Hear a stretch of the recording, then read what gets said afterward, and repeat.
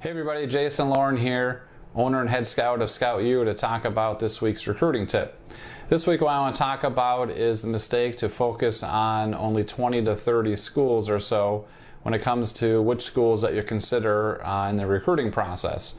I hear that a lot from coaches or parents giving advice to their athletes on how to approach the recruiting process. I just saw it recently on a club softball team's website, which was giving advice on what players and athletes should be doing in the recruiting process starting in 8th grade and then 9th grade, and what they should be doing all the way up through their senior year.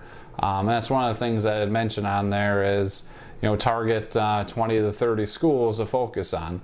And what I want to talk about today is why that's a huge mistake to do that.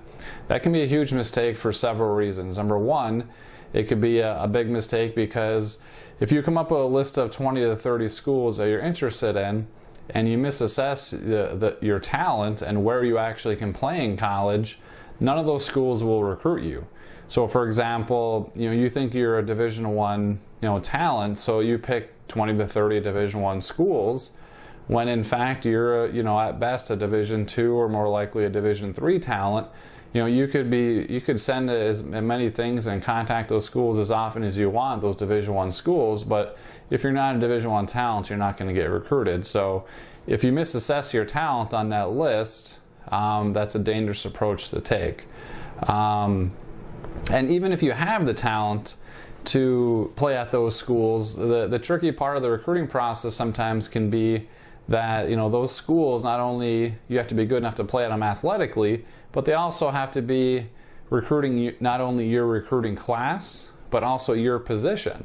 So I've heard that sometimes before with parents where they think they can get recruited by their son or daughter can get recruited by a school because they saw a teammate that was a year or two older get recruited by that school, and they think, well, I know my daughter can play at that school because she's definitely better than her. Well, if you're a different recruiting class, so they might not even be recruiting your class, and especially if you're a different position, it's not an apples to apples comparison. So and then it depends on how many players that they're recruiting for that recruiting class and that position. So if they only need one player at that position, then obviously that makes it tougher for you to get recruited by that school.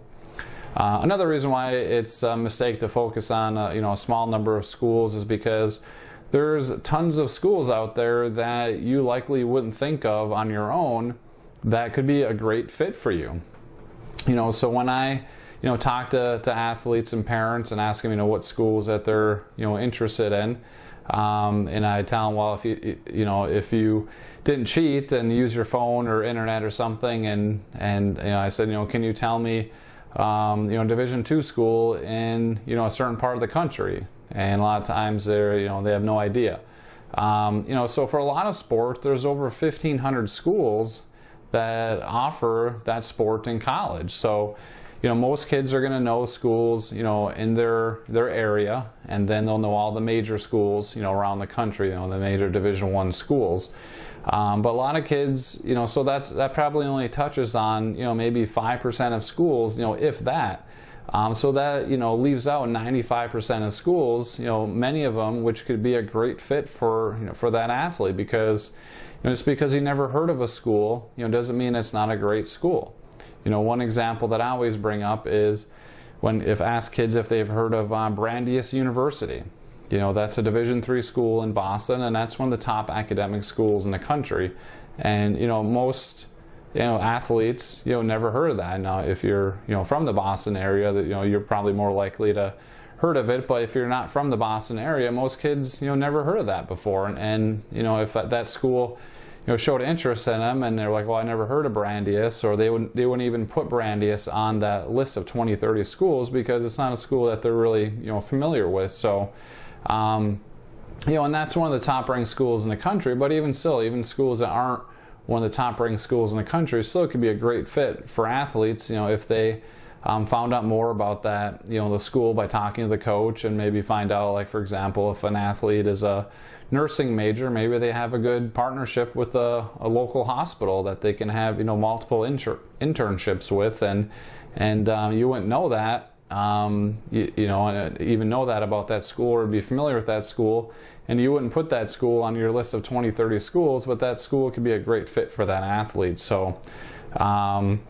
another reason why it's a mistake, I think, to focus on only 20 to 30 schools is because in the end, the athletes that get scholarships aren't the best athletes. It's the athletes that are being recruited the most. Okay, so if you only make a list of 20 to 30 schools to focus on, and say you do everything perfectly, you assess your talent, right where it should be, you target schools that are, recruiting your class and your position, and again, that you might misassess on some of those schools your talent, and you're not going to hit on every single one in terms of what they're looking for, by the recruiting class and position. So even if you do that, pretty well, odds are once you get down to the end of those 20, 30 schools, you'd be lucky to get maybe, 1 or 2 offers. Okay, so if you only have 1 or 2 offers and those schools know that, there's no competition for you. So, they're less likely to give you, a really good scholarship when there's not really any competition for you. So, as opposed to if you're, you have, dozens and dozens or hundreds of schools that you're, considering, you're more likely to get recruited by more schools. And the more schools you get recruited by, the more likely you get more scholarship, offers.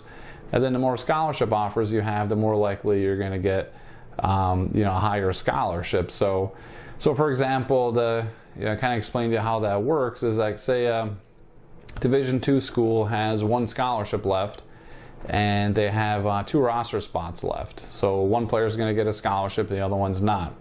So they're going to, take those 2 players that they're interested in and see who they want more. But they're not going to just automatically give that scholarship to the better player. What they're going to do is they're going to ask both those players, how many other offers do you have? And if that number 1 player doesn't have any offers, they go with that second player, and she says she has 10 offers. The number 1 player, even though they want her more, isn't going to get the scholarship offer because there's no competition. So that player could have been made the mistake of focusing on only 20 to 30 schools. Not giving them enough, options, or, getting their information out to enough schools to get them more offers. So, when it comes to, recruiting, it's a numbers game. The more colleges that are aware of you, the more likely you're going to get, more interest, and the more interest you get, the more likely you get more scholarship offers, and the more scholarship offers you get, the more likely you get a better scholarship. So, again, this week's recruiting tip. Don't focus on just 20 to 30 schools when it comes to recruiting, because that can be a mistake on many different levels. So hopefully that helps you out a little bit, and everybody enjoy the rest of their day. Thanks.